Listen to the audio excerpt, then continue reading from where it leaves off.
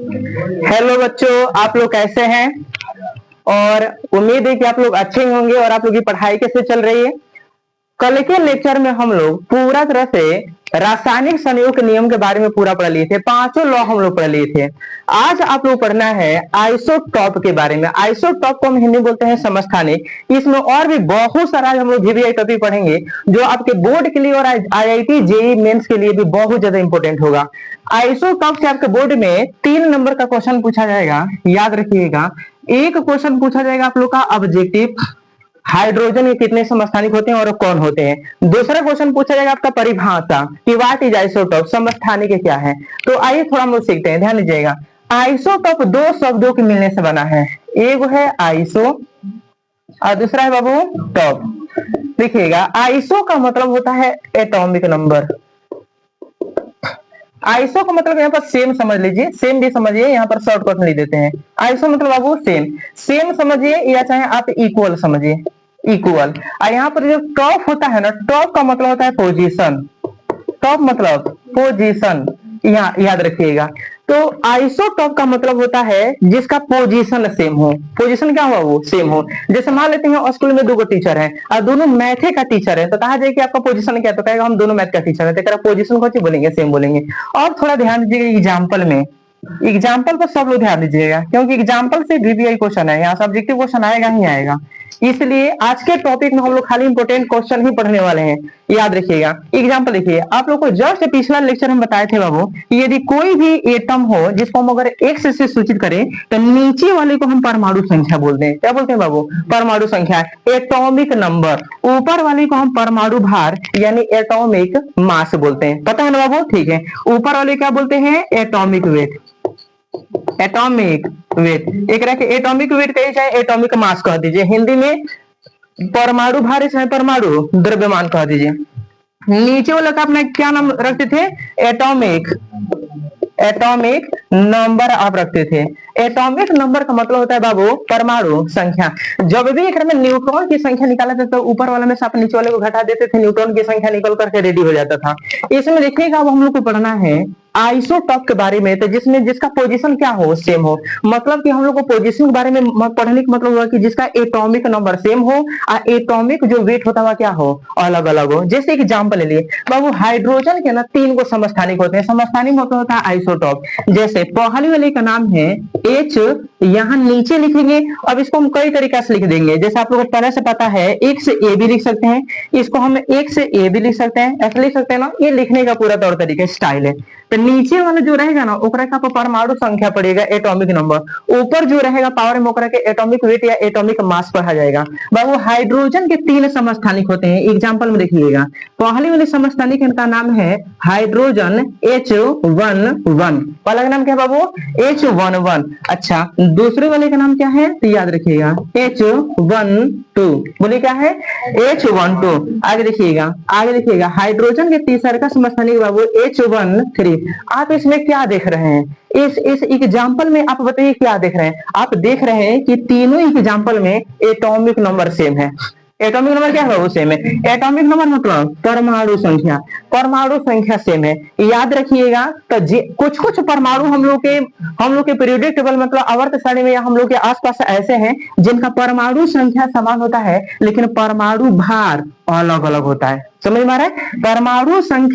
परमाणु संख्या समान होता है लेकिन परमाणु भार क्या होता है? अलग अलग होता है। तो जिन जिन पदार्थों में या जिन जिन परमाणुओं में, एटम में, मोलिक्यूल में, आयन में यह गुण पाया जाता है तो इसी गुण को आइसोटॉप कहा जाता है। बच्चे बोलते हैं आइसोटॉप, यानी वैसे परमाणु जिनका परमाणु संख्या समान होता है पर परमाणु जो भार होते हैं वो अलग अलग होते हैं, भिन्न भिन्न प्रकार के होते हैं, उसको हम कौन सी बोलते हैं? समस्थानिक बोलते हैं, आइसोटॉप कहते हैं। हाइड्रोजन का समस्थानिक आपको दिखाई दे रहे बाबू 3 गो। अब ध्यान दीजिएगा, हाइड्रोजन का जो पहला समस्थानिक है ना, इस समस्थानिक का नाम क्या है?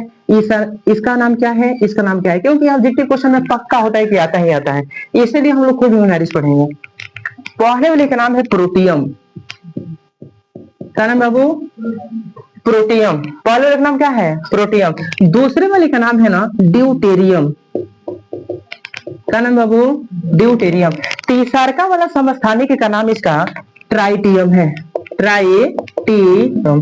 ट्राइटियम है, याद रखिएगा। थोड़ा और ध्यान दीजिए, प्रोटियम को हम पी से सूचित कर लेते हैं, कैसे बाबू, पी से। ड्यूटोरियम को बाबू हम डी से सूचित कर लेते हैं, और ट्राइटियम को यहाँ पर हम टी से सूचित करते हैं। यहाँ से 2020 में एक नीट का भी क्वेश्चन पूछा गया था, ध्यान दीजिएगा, अब भी आ रहा है, वेट करिए। यहाँ पर प्रोटियम है तो परमाणु संख्या 1 होगा, और परमाणु भार भी कितना होगा, 1 होगा, ठीक है। ड्यूटोरियम है तो परमाणु संख्या 1 होगा, अपरमाणु भार 2 होगा, ठीक है। ट्राइटियम है तो परमाणु संख्या 1 होगा, अपरमाणु भार कितना होगा, 3 होगा। तो बाबू एक नीट में क्वेश्चन पूछा गया था, ध्यान दीजिएगा खूब बढ़िया से। नीट में बताइए तो D2O का मोलिक्यूलर मास कितना हो जाएगा, आप लोग के लिए है। D2O का मोलिक्यूलर मास बताइए तो कितना हो जाएगा। आप तो जानते हैं ड्यूटोरियम जो होता है, ड्यूटोरियम को मतलब यहाँ पर डी है यूज किया गया है, और डी का मतलब कोनो एलिमेंट नहीं होता है 118 एलिमेंट में, तो यहाँ पर डी का मतलब ड्यूटोरियम समझिएगा। ड्यूटोरियम का मतलब पर हाइड्रोजन का समस्थानिक है, हाइड्रोजन का समस्थानिक मतलब यहाँ पर परमाणु भार यूज करेंगे। तो बताइए हाइड्रोजन के समस्थानिक है तो परमाणु भार 1 यूज करें कि 2 यूज करें, 2 यूज करें, क्यों, क्योंकि यह हाइड्रोजन का दूसरा का समस्थानिक है। तो अगर आप ये समझते हैं कि ड्यूटोरियम हाइड्रोजन के समस्थानिक है, ड्यूटोरियम को जाओ तो यदि 1 रख लेते हैं तो 1 गुना 2 प्लस ऑक्सीजन 16, तो कितना हो गया 18, 18 में क्या रहेगा। अच्छा, अब अगर खूब बढ़िया से तैयारी किए हैं तो आप कभी भी बोला कि यहाँ पर 1 नहीं यूज करिएगा, क्योंकि अगर परमाणु भार 1 नहीं है, परमाणु भार कितना है, 2 है। ये हाइड्रोजन थोड़ा ही है, हाइड्रोजन के समस्थानिक है, इसीलिए अगर परमाणु भार 1 नहीं होगा, 2 होगा, कितना होगा वो 2, इसलिए यहाँ पर 2 गुना क्या यूज करेंगे, 2 प्लस में कितना 16, तो 16 4 20, इसका एग्जैक्ट आंसर कितना होगा 20। और लगभग नीट के सारे लगभग 50% से 60% जो बच्चे नहीं पढ़ते हैं, इधर भौतिक पर एग्जाम देने चल जाते हैं, वो मार्क आएगा कौन सी 18, जबकि अगर एग्जैक्ट आंसर क्या हो जाएगा सर 20 होगा। आपसे भी एक बार आई थी कि एग्जाम में क्वेश्चन पूछता है कि D2O का मोलिकुलर मास कितना होता है, आप 18 मत मार्क आ जाएगा, क्या मार्क आना बाबू 20, याद रहेगा। नीट का क्वेश्चन 2020 याद रहेगा, ठीक है। आगे देखिए बाबू, बताइए हाइड्रोजन के कितने समस्थानिक, इन इसको मिटा दे, समझ में आ गया होगा, ठीक है। आगे देखिए बाबू, जो भी डाउट हो जस्ट पूछिए। सेकेंड देखिए बाबू, कार्बन के ना सबसे ज्यादा समस्थानिक अभी तक खोजे गए हैं, सारा देखिए क्वेश्चन हैंडल करते जाइए। सबसे अधिक किसका समस्थानिक खोजा गया है, कार्बन का।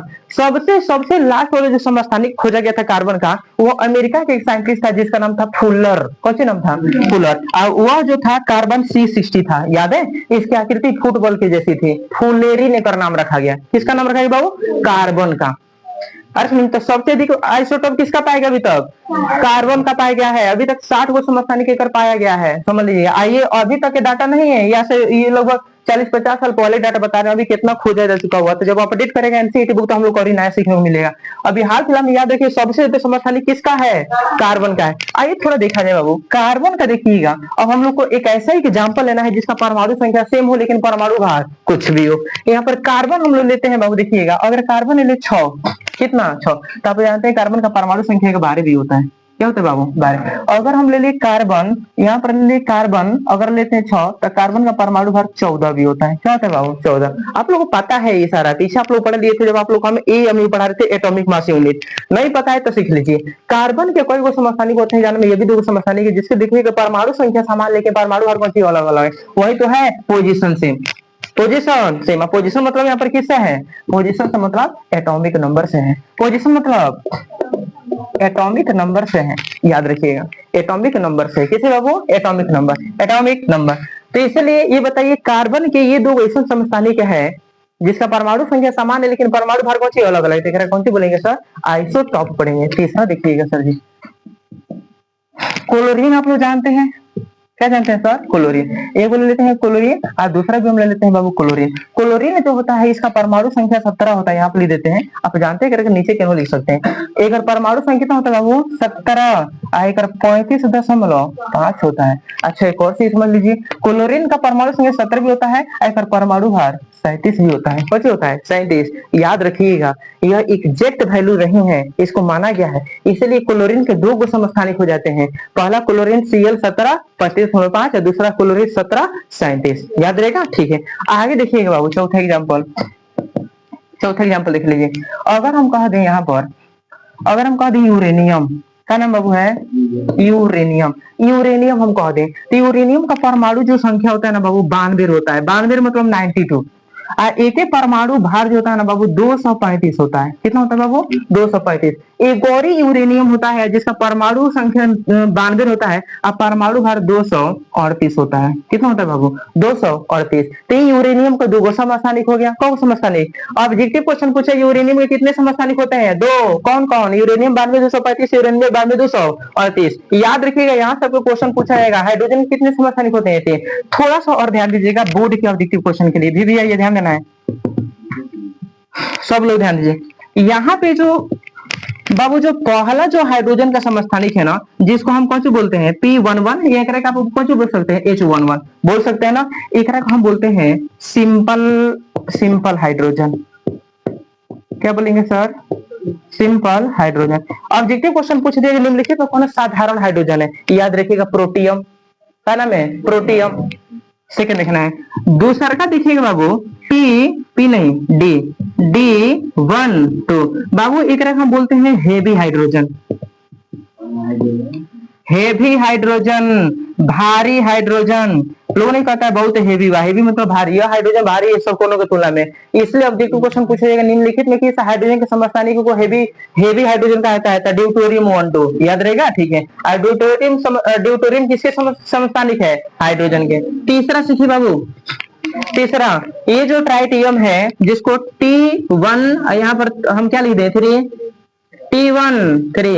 एक हम बोलते हैं रेडियो एक्टिव। रुक जाइए, एक पढ़ते हैं रेडियो एक्टिव हाइड्रोजन या रेडियो एक्टिव सब्सटेंस बोल सकते हैं, हाइड्रोजन लिख देते हैं। इसको हम बोलेंगे radio active hydrogen. Radio active के बारे में हम लोग को सेकेंड ईयर में पढ़ना है, बस थोड़ा थोड़ा बता देते हैं। देखिए रेडियो एक्टिव एक प्रकार का सब्सटेंस होता है जिसका जो प्रयोग होता है ना नाभिकीय बम बनाने में ज्यादा यूज किया जाता है। नाभिकीय बम समझ में आ रहा है? परमाणु बम, नाभिकीय बम, हाइड्रोजन बम सा, तो वहां पर रेडियो एक्टिव सब्सटेंस यूज किया जाता है। और यूज बहुत जगह है जिसमें हम लोग मॉडर्न फिजिक्स में पढ़ेंगे। यहाँ पर देखिएगा रेडियो एक्टिव जो हाइड्रोजन होता है कौन बोला जाता है? ट्राइटियम को। किसको बोलते हैं बाबू? ट्राइटियम को। चौथा VVI ऑब्जेक्टिव क्वेश्चन, सबसे VVI, सब में VVI।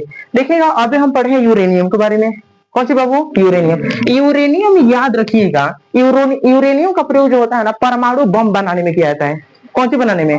परमाणु बम। और ये सबसे ब्लास्ट एलिमेंट है। सबसे ब्लास्ट एलिमेंट का मतलब ये होता है बाबू, ऑब्जेक्टिव क्वेश्चन पूछा जाएगा निम्नलिखित में कौन सबसे विस्फोटक पदार्थ है? याद रखिएगा यूरेनियम। कौन बाबू? यूरेनियम। अब यूरेनियम 2 है, कौन यूरेनियम? याद रखिएगा 92 235। एक रहेगा सबसे विस्फोटक पदार्थ कहा जाता है, याद रहेगा, ठीक है। सबसे भारी हाइड्रोजन कौन है? ड्यूटेरियम। सबसे सिंपल हाइड्रोजन कौन है? हाँ, एक कुछ बोलेंगे प्रोटीन। एक रहेगा हल्का हाइड्रोजन भी बोलते हैं, याद रखिएगा, ठीक है। रेडियो एक्टिव हाइड्रोजन कौन है बाबू?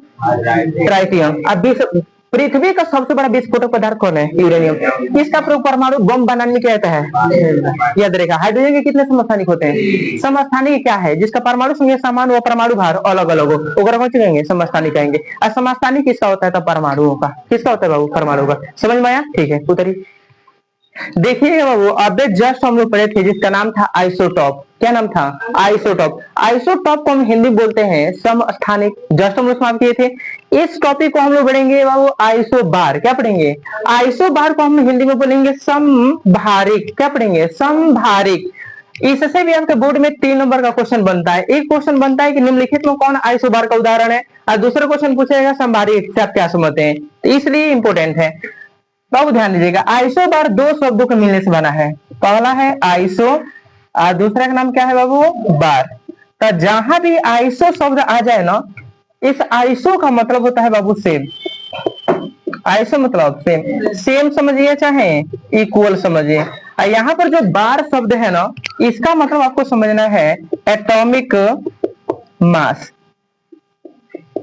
क्या समझना बाबू? Atomic mass. तो क्या सेम होना चाहिए बताइए? एटॉमिक मास सेम होना चाहिए। तो जिन जिन परमाणुओं में उनका परमाणु भार समान होता है तो उन परमाणुओं को समभारिक कहा जाता है। कौन से बोलते हैं? हिंदी यही ना सर जी, सम मने बराबर, भारिक मने परमाणु भार। तो जिन जिन परमाणुओं का परमाणु भार बराबर होता है उन सारे परमाणुओं को समभारिक कहा जाता है, याद रहेगा। यह एक घटना है जिसके चलते बहुत सारे परमाणु मिलते हैं जिनका परमाणु भार क्या हो जाता है? समान हो जाता है। जैसे एग्जाम्पल में देखिएगा, एग्जाम्पल्स। अभी आप लोग को हम बताए हैं कि बाबू नीचे जो ना रहता है ना उसको परमाणु संख्या बोलते हैं और ऊपर वाले क्या बोलते हैं, परमाणु भार बोलते हैं। ऊपर वाले क्या पढ़ेंगे बताइए तो, एटॉमिक मास पढ़ दें या चाहे एटॉमिक वेट लिख दें, क्लियर, ठीक है। एटॉमिक मास या एटॉमिक वेट पढ़ेंगे। नीचे वाले को बताइए क्या पढ़ेंगे, एटॉमिक नंबर पढ़ेंगे सर, इसको एटॉमिक नंबर, परमाणु संख्या। अब हमें क्या पढ़ना है, कुछ परमाणु ऐसे होते हैं जिनका परमाणु भार कौन सा होता है, समान होता है, लेकिन परमाणु संख्या कौन सी होता है, अलग अलग होता है, तो उसको संभारी कहा जाता है। कौन सी कहते हैं बाबू, संभारी। जैसे एग्जाम्पल में पहले जो एग्जाम्पल हम लिखवाए थे, कार्बन और नाइट्रोजन लिखा है, ठीक है। देखिए कार्बन लिख लीजिएगा सर जी, और एक नाइट्रोजन हम बोल लेते हैं। कौन कौन है वो, कार्बन और नाइट्रोजन। कार्बन का परमाणु संख्या कितना होता है बता दीजिए, कार्बन का परमाणु संख्या 6 होता है। परमाणु भार एक कितना होता है, एक 12 होता है। अच्छा, नाइट्रोजन का परमाणु संख्या 7 होता है, परमाणु भार 14। तो हमको परमाणु भार समान करना है। तो आप जानते हैं कार्बन का एक ऐसा समस्थानिक भी होता है जिसका परमाणु संख्या 6 होता है, परमाणु भार कितना होता है, 14 होता है। हमको परमाणु भार समान करना है। परमाणु भार क्या करना है, समान करना है। तो देखिएगा यह दो ऐसा एलिमेंट या परमाणु है जिसका परमाणु भार क्या हो गया, समान हो गया। तो जिन जिन पदार्थों के जिन जिन परमाणुओं का परमाणु भार समान होता है वगैरह संभारी कहा जाएगा। कौन कहा जाएगा। ऑब्जेक्टिव क्वेश्चन में पूछा जाएगा, हमेशा क्वेश्चन आता है आईसी में कि कार्बन किसके संभारिक होते हैं, नाइट्रोजन के। नाइट्रोजन किसके संभारिक होते हैं, क्वेश्चन को देगा नाइट्रोजन कार्बन के समस्थानिक क्यों होते हैं 2 नंबर में, तो बोल दिएगा क्योंकि संभारिक उसी कहा जाता है जिन परमाणुओं में परमाणु भार समान होता है। तो चूंकि कार्बन का परमाणु जो संख्या होता है 6 होता है, परमाणु भार 14 होता है, नाइट्रोजन का परमाणु संख्या 6 होता है, 7 होता है, परमाणु भार 14 होता है। यहाँ पर दोनों का परमाणु भार समान है, यही कारण है कि दोनों संभारिक है। दोनों क्या है, संभारिक। अपना मन से सजा के, एक टीचर थोड़ी लिखाएगा, ये अपना अपना शक्ति थिंकिंग पावर बढ़ाइए ताकि हम बोर्ड में आवे तो क्वेश्चन को ऐसे लिख पाए, चाहे कोई इंटरव्यू में पूछे तो आप ऐसे बोल पाए। समझ में आ रहा है, ठीक है बाबू। सेकेंड देखिए, सेकेंड एग्जाम्पल आप लोग को हम लिखवाए हैं कैल्शियम का और आर्गन का। इन लिखा है बाबू, ठीक है। एगो क्या क्या लिखा है बताइए बताइए, एगो लिखा है आर्गन और दूसरा क्या लिखा है, कैल्शियम, ये ना। अब हमें बता दीजिए, आर्गन जो होता है ना इसके परमाणु संख्या होता है 18। अब परमाणु जो भार होता है ना, ये याद रखिएगा बाबू 39। कितना, 39। एक और 30 39 38 भी लिख सकते हैं, 39 भी लिख सकते हैं, 39.8 होता है तो एक 40 भी लिख सकते हैं। चलिए, कैल्शियम जो होता है एक परमाणु संख्या कितना होता है बाबू बता दीजिए, बताइए 20 होता है। एक एक परमाणु जो भार होता है ना 39 भी होता है और 40 होता है। तो आप यदि यहाँ पर 39 लिखे हैं तो यहाँ भी 39 लिखिए। अगर आर्गन का परमाणु भार 40 भी होता है याद रखिएगा, तो इसको भी आप 40 भी लिख सकते हैं। कौन से लिख सकते हैं, 40। मतलब दोनों केस में सेम है। आर्गन यहाँ पर 39 लिखिए तो यहाँ भी 39 लिखिए, क्योंकि आर्गन के कुछ कुछ समस्थानिक ऐसे पाए गए जिनका परमाणु भार 39 पाया गया है, याद रहेगा। कैल्शियम का तो जानते हैं कि 39 पॉइंट कुछ होता है तो 40 मान लिया जाता है, क्लियर, ठीक है। तो बाबू आर्गन किसके संभारिक है बता दीजिए, कैल्शियम के। कैल्शियम किसके संभारिक है, आर्गन के। तो ऑब्जेक्टिव क्वेश्चन में ये VVI रहेगा, याद रखिएगा कि कैल्शियम किसके संभारिक होते हैं, आर्गन के। आर्गन किसके संभारिक है, कैल्शियम के, याद रहेगा, ठीक है। आगे बढ़ते हैं, एक और एग्जाम्पल दिखेगा। इसमें ज्यादा एग्जाम्पल नहीं होता है क्योंकि ये स्पेशल केस होता है ना, किसी किसी परमाणु में पाया जाता है, सब परमाणु में थोड़ा ही पाया जाता है, ये किसी किसी परमाणु पाया जाता है, इसलिए सब नहीं होगा बाबू। एक में 2 उदाहरण लिखा है, देखिएगा रुबिडियम, एगो स्ट्रोंशियम ले लेते हैं पहले, ये सबसे पहले आएगा SR 9, एगो कौन सी लेते हैं, रुबिडियम। और कर दे बीच में क्या कर दे बाबू, और यहाँ पर क्या लिख दे, रुबिडियम। बाबू देखिएगा, ये स्ट्रोंशियम, ये है रुबिडियम, इसके परमाणु संख्या 37 होता है। कितना होता है, 37। इसकी परमाणु संख्या 37 और परमाणु भार 87। कितना होता है बाबू, 87, 87। इसका जो परमाणु संख्या होता है बाबू 38 होता है। और परमाणु संख्या 38 और परमाणु भार 37 होता है। आप देखिए तो स्ट्रोंशियम रुबिडियम, आपको एक नाम हमको पता नहीं है, पीटी पढ़ने पर पूरा तगड़ा हो जाएगा, जस्ट पीटी पढ़ाएंगे, वेट करिए। तो कौन से पढ़ेंगे, स्ट्रोंशियम में क्या है बाबू, रुबिडियम। तो स्ट्रोंशियम रुबिडियम में क्या हुआ, संभारिक हो गया। कौन सी बाबू, संभारिक, याद रहेगा, याद रखिएगा। स्ट्रोंशियम किसके समस्थानिक संभारिक हुआ, याद रहेगा, ठीक है। थोड़ा सा और आगे आइएगा तो यहाँ पर एक आर्गन है, यहाँ पर कौन सी है, कैल्शियम। थोड़ा सा आप लोग बता दें, आर्गन का जो प्रयोग होता है बाबू एक कैंसर के इलाज के लिए किया जाता है। किसका उपयोग, आर्गन का प्रयोग कैंसर के इलाज के लिए किया जाता है। थोड़ा थोड़ा नोट करके ध्यान दीजिए, ऑब्जेक्टिव क्वेश्चन के लिए सबको ध्यान देंगे। यहाँ पे बाबू कार्बन तो आप लोग समझ रहे हैं, याद रखिएगा। यहाँ पर कार्बन को याद रखिएगा यूनिक एलिमेंट पढ़ते हैं, यूनिक एलिमेंट, अद्वितीय तत्व। पूरा धरती पर कार्बन जैसा कोई तत्व नहीं है। इसका मेन कारण हम लोग ऑर्गेनिक जब कंपाउंड पढ़ेंगे तो वहां पर हम लोग पढ़ेंगे, क्योंकि एक बंधन वो सबसे ज्यादा होता है, एक पास ना बंधन बनाने की क्षमता सबसे ज्यादा होती है, किसी के साथ बॉन्ड बनाने में माहिर होता है, इसलिए कार्बन को हम अद्वितीय तत्व बोलेंगे। कुछ बोलेंगे अद्वितीय तत्व। हर टॉपिक में ऑब्जेक्टिव क्वेश्चन बढ़िया बढ़िया बता रहे हैं। जब भी बिहार पुलिस का चाहे आर्मी का या मान लेते हैं पॉलिटेक्निक एग्जाम देने जाइए, छोटा मोटा या आईटीआई एग्जाम देने जाइए, तो हमें क्वेश्चन आना ही आना है। निम्नलिखित में कौन अद्वितीय तत्व कहलाता है? कार्बन। कौन है बाबू? कार्बन। आइए देख लेते हैं। नाइट्रोजन लिखिएगा। नाइट्रोजन को हम बोलते हैं लो एक्टिव गैस। बड़ी क्या पड़ेगा? लो एक्टिव गैस। हिंदी में बोलेंगे अल्प सक्रिय गैस। क्या पढ़ेंगे सर? अल्प सक्रिय। ये किसी के साथ बहुत कम अभिक्रिया करता है, इसलिए क्या कौन से बोलते हैं? अल्प सक्रिय गैस। बाबू यहाँ वही गैस है जिसको हम ना चिप्स की थैली में भरते हैं। किसकी थैली में? चिप्स की थैली में। चिप्स बैग में इसके यूज आता है क्योंकि हल्का होता है, ये जल्दी से ना ऑक्सीजन से रिएक्शन नहीं करता, ऑक्सीजन को घुसने नहीं देता चिप्स की थैली में, इसीलिए ये जो चिप्स की थैली में जो नाइट्रोजन गैस डाल दिया तो लंबे समय तक वो स्वादिष्ट और चिकना चमकीला बना रहता है, खाने में बेहतरीन लगता है और में सड़ता नहीं है, इसीलिए नाइट्रोजन गैस को चिप्स की थैली में भरा रहता है। क्वेश्चन कोई देगा सामने लो एक्टिव गैस बोलते हैं नाइट्रोजन को, याद रहेगा? ठीक है, आगे देखिएगा बाबू। सर जी यहाँ पर अगर हम आर्गन लिख दें, क्या लिख दें सर? आर्गन। आर्गन तो आर्गन याद रखिएगा, आर्गन हो और कोबाल्ट हो। कौन कौन? आर्गन और कोबाल्ट। इसका उपयोग ना आजकल जो होता है लेजर में कैंसर के इलाज के लिए किया जाता है। किसका इलाज? और बॉडी में कहीं कैंसर हो जाता है तो लेजर मशीन हमारे डॉक्टर के पास होता है, उस लेजर मशीन में जो कोबाल्ट होता है या आर्गन होता है, ये ओकरा से भर करके ओकरा मारा जाता है। तो ये बहुत छोटे छोटे पार्टिकल होते हैं, एलिमेंट होते हैं। ये कैंसर के पार्टिकल को जाकर हरा खड़ा गोरा पटाखा मारते हैं, जिसके चलते कैंसर के जो बूंद होते हैं इस तरह से गोल गोल बन गए रहते हैं, माने खून जम गए रहते हैं, जाके हरा खड़ा मारते हैं, जिसको जल्दी छिद्र आकर टूट के खत्म रहता है। और ये जो होता है अशुद्ध खून के साथ मिल करके हृदय तक आकर के सूझ देता है, वह पेशाब रूप में बाहर निकल जाता है। इसलिए याद रखिएगा आर्गन और कोबाल्ट का प्रयोग किसके यूज में करते हैं? कैंसर के इलाज के लिए करते हैं। कैंसर के इलाज, ट्रीटमेंट। क्या पढ़ेंगे सर? कैंसर के ट्रीटमेंट के लिए, याद रहेगा। थोड़ा सा और आइए सर जी, क्वेश्चन नंबर 4 में यहाँ पर हम देख लेते हैं। स्ट्रोंशियम एंड रुबिडियम दोनों रेडियो एक्टिव एलिमेंट हैं। क्या है वो? रेडियो एक्टिव एलिमेंट है। Radio active element. आईएएस के बोर्ड की एग्जाम में कोई ऐसा क्वेश्चन नहीं पूछा जाएगा जो हमारे पढ़ाने से स्टार्ट होगा, तैयारी तगड़ा करके जाइएगा। और स्ट्रोंशियम और क्या है वो? रुबिडियम है। एक रहेगा रेडियो एक्टिव कौन से बोलते हैं? एलिमेंट बोलते हैं, याद रहेगा। कैंसर के इलाज में कौन सा यूज किया है? आर्गन और कोबाल्ट का।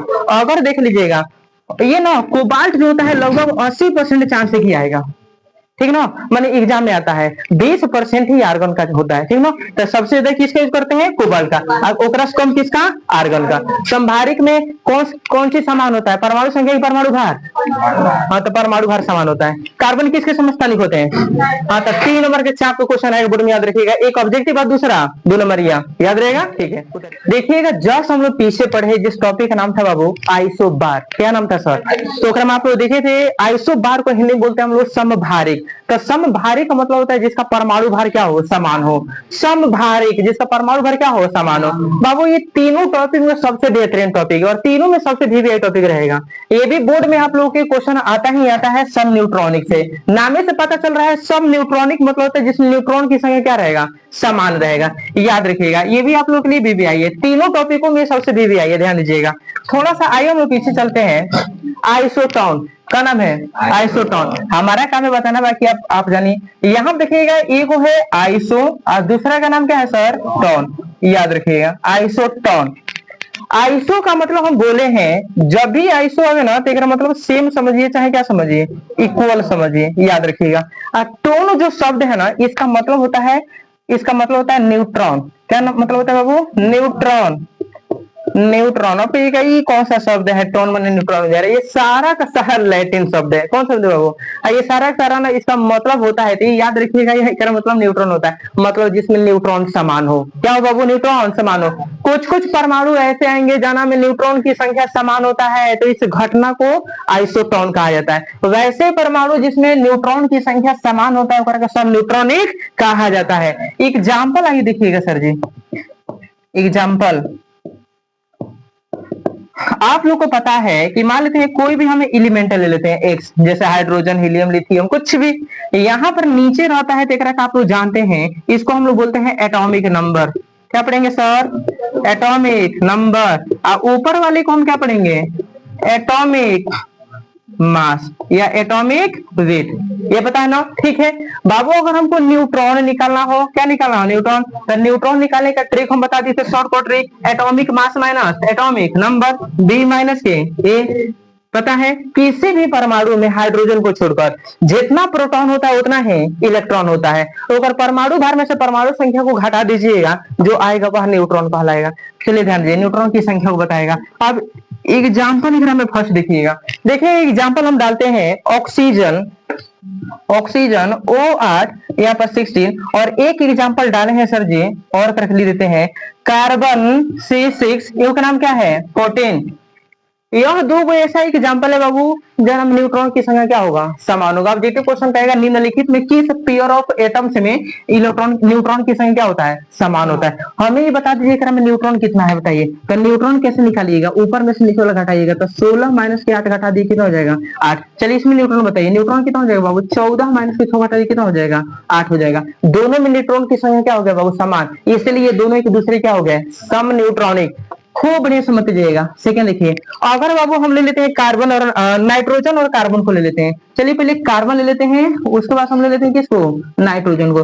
अगर कार्बन के परमाणु संख्या पर जानते हैं यहाँ पर 6 होता है, एक परमाणु भार 13 भी होता है। क्या होता है बाबू? 13, 12, 13, 14 भी होता है, याद रखिएगा। इसके परमाणु संख्या 7 होता है, इसके परमाणु भार हम ले लें बाबू कितना? 14। तो थोड़ा ध्यान दीजिए, अगर हम ले लें तो यहाँ पर बताइए न्यूट्रॉन कितना आ जाएगा? तो न्यूट्रॉन कैसे निकालिएगा? परमाणु भार में से परमाणु संख्या घटा दीजिएगा, कितना हो जाएगा? 7। यहाँ पर न्यूट्रॉन कैसे निकालिएगा सर? तो 14 में से कितना घटा दीजिएगा? 7 बराबर क्या हो गया? 7। याद रखिएगा, निम्नलिखित में कौन सम न्यूट्रॉनिक का उदाहरण है? तो कार्बन और नाइट्रोजन। तो सारा कार्बन ना, कार्बन C613, याद रहेगा। ठीक है, चलिए आगे देखिएगा बाबू, यहाँ पर ध्यान दीजिए। नेक्स्ट देखिए, तीसरा एग्जाम्पल देखिएगा। अगर एक एग्जाम्पल ले ले, हम कार्बन लेते हैं C6, यहाँ पर लेते हैं 14, एक और लेते हैं बाबू कार्बन के साथ हम ले लेते हैं नाइट्रोजन, और नाइट्रोजन का परमाणु संख्या बाबू 7, और परमाणु भर कितना ले लेते हैं? 15 ले लेते हैं। अगर यहाँ पर ले लिया जाए तो यहाँ पर न्यूट्रॉन की संख्या निकाल दीजिए। न्यूट्रॉन कैसे निकालिएगा? परमाणु भार में से परमाणु संख्या घटा दीजिएगा, तो 14 में से 6 घटा दीजिए बाबू, तो 14 में 6 घटा दीजिए कितना हो जाएगा? 8 हो जाएगा। एक रख लिए है क्या एग्जाम्पल में? नहीं लिए हैं, ठीक है, नहीं लिए हैं, 13 है यहाँ पर। अच्छा, इसमें न्यूट्रॉन की संख्या निकाल दीजिए बाबू। तो जैसे न्यूट्रॉन की संख्या निकालिएगा तो 15 में से 7 ये कितना होंगे बाबू? 8। बताइए, दोनों में न्यूट्रॉन की संख्या समान है ना, ये दोनों एक दूसरे क्या कहलाएंगे? आइसोटॉन कहलाएंगे बाबू। चौथा एग्जाम्पल देखिएगा, चौथा एग्जाम्पल देखिएगा। अगर हम ले लें, क्या पढ़ेंगे इसको? सिंबल का नाम क्या पढ़ेंगे बताइए तो? कैल्शियम। पोटेशियम है कि कैल्शियम है? चलिए बताइए, Ca का मतलब क्या होता है? कैल्शियम होता है। के का मतलब पोटेशियम। तो एक पोटेशियम लेते हैं, दूसरा क्या लेते हैं? कैल्शियम। एक न्यूट्रॉन की संख्या निकाल लीजिए। न्यूट्रॉन कितना हो जाएगा बाबू? 39 माइनस के 19 बटा दी कितना हो जाएगा? 20 ना, कितना हो जाएगा? 20। इसमें n का वैल्यू निकाल दीजिए, n मतलब न्यूट्रॉन। तो 40 में से कितना घटा दें? 20। 40 में से 20 गया, 15 की 10, चलिए 20, यहाँ पर 20 बच गया। तो दोनों में न्यूट्रॉन की संख्या क्या आ गया? समान आ गया। तो इसमें न्यूट्रॉन की संख्या बराबर होगा कि इलेक्ट्रॉन की संख्या बराबर होगा? तो न्यूट्रॉन की संख्या जिसमें बराबर होगा कौन सी बोलते हैं? बताइए, पोटेशियम किसके सम न्यूट्रॉनिक है? कैल्शियम का। चलिए चौथे बार 5 एग्जाम्पल देखिए बाबू। 5 एग्जाम्पल हम ले लेते हैं। एक ले लेते हैं सोडियम, और सोडियम का परमाणु संख्या बाबू 11, परमाणु भार 23। एक और हम ना सोडियम साथ ले लेते हैं, देखिएगा Mg का मतलब क्या होता है बताइएगा? Mg मीन्स अपरमाणु संख्या, अपरमाणु भार 24। ठीक है, न्यूट्रॉन कैसे निकालेंगे? परमाणु भार में से परमाणु संख्या घटा देंगे, तो आज कितना हो जाएगा बताइए तो? 12। कितना हो गया बाबू? 12। इसमें न्यूट्रॉन की संख्या निकालिए। न्यूट्रॉन की संख्या कैसे निकालिएगा? 24 माइनस के 12 बराबर कितना बाबू? 2। न्यूट्रॉन की संख्या दोनों में क्या आया? समान। क्या पढ़ेंगे सम न्यूट्रॉनिक। चलिए आगे देखिए, 5 के बाद 6 नंबर क्वेश्चन देखिएगा। एग्जाम्पल हम लोग ले लेते हैं, एक ले लेते हैं बाबू आर्गन। क्या ले लेते हैं? आर्गन। आर्गन का परमाणु संख्या 18, और परमाणु भार लेते हैं 40।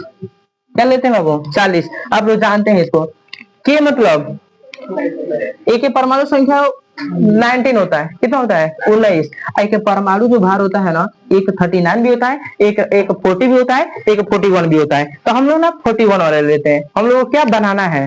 सम न्यूट्रॉनिक का। सम न्यूट्रॉनिक मतलब जिस न्यूट्रॉन की संख्या क्या हो, समान हो। बताइए क्रम में न्यूट्रॉन की संख्या समान है कि नहीं है? एन बराबर में 40 माइनस के कितना बाबू? 18। बताइए कितना? 22। इसमें बता दीजिए एन बराबर में 41 माइनस के 19, तो 9 2 11 कितना? 22। ये सारा का सारा एग्जाम्पल किसका है बाबू? सम न्यूट्रॉनिक का। बोर्ड में ये VVI रहेगा, याद रखिएगा। दोनों में परिभाषा पूछाता है। सम न्यूट्रॉनिक से आप क्या समझते हैं? ठीक है, चलिए एक क्वेश्चन हम अपने उस डालते हैं, सब लोग अपना मन से बताइएगा। देखिए तो क्वेश्चन पूछा जा रहा है कि निम्नलिखित में कौन सम न्यूट्रॉनिक नहीं है?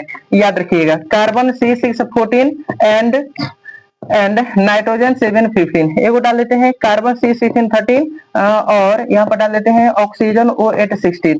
या ए नंबर में, या बी नंबर में, या सी नंबर डाल देते हैं सोडियम Na1123। और यहाँ पर डाल देते हैं, मैग्नीशियम 12। यहाँ पर डाल देते हैं बाबू 24। यहाँ पर डाल देते हैं 9। हम क्वेश्चन पूछ दे कि कौन एकरा में आइसोटोन है, बताइए। आप लोग बताना है कौन सा आंसर सही है? आइसोटोन नहीं है। हाँ, कौन एकरा में आइसोटोन है ये बताना है। ए और बी दोनों है, ए और सी दोनों है। 14 में से 6 घटाइएगा तो 8 हो जाएगा। 15 में से 7 घटाइएगा तो 8 हो जाएगा, ई हो गया। 13 में से 6 घटाइएगा तो 7 हो जाएगा। 8 में से 8, 16 में से 7 घटाइएगा 8 हो जाएगा, नहीं होगा। 23 में से 11 घटाइएगा तो 12 हो जाएगा। 24 में से 12 घटाइएगा तो 12 हो जाएगा। याद रहेगा, मतलब कि हमारा जो डी ऑप्शन होगा वो हो जाएगा ए एंड सी। याद रहेगा, ठीक है, उतरिए।